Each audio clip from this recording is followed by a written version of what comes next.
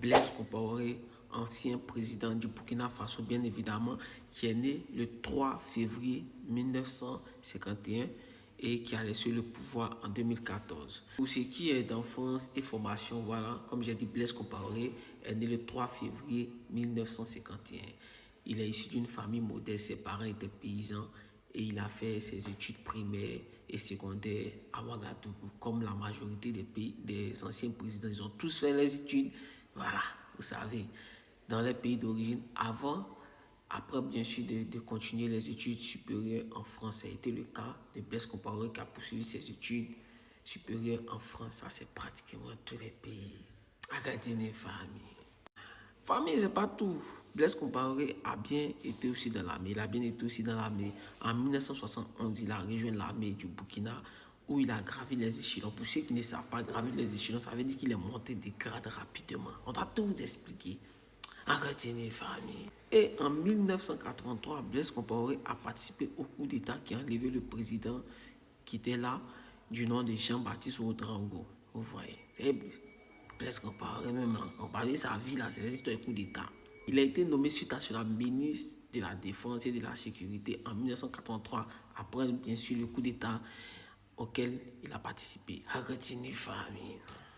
Alors famille, comment Blaise Compaoré est arrivé au pouvoir? Le 15 octobre 1987, alors que Thomas Sankara, qui dirigeait le Burkina Faso, était au pouvoir, Blaise Compaoré a fait un coup d'État.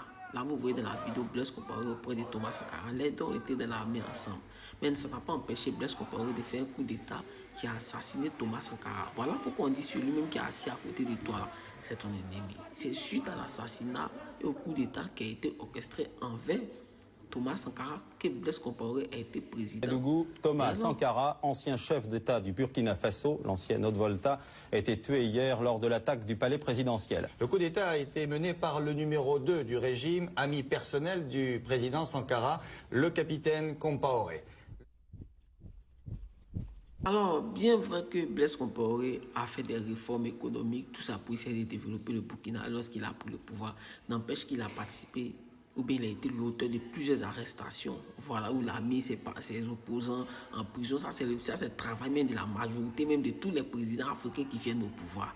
Surtout ceux qui viennent au pouvoir et coup d'État. À continuer, famille. Famille, on tend maintenant vers la fin du règne de Blaise Compaoré. Comme tout président qui vient au pouvoir, il veut modifier la constitution pour rester au pouvoir. C'est là le peuple burkinabé a dit non, que le Burkina c'est un État, ce n'est pas un royaume.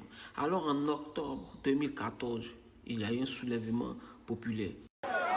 Je reprends le micro juste pour vous rassurer que personne, qui qu'il soit, d'où qu'il vienne, ne viendra ravir la victoire du peuple burkinabé.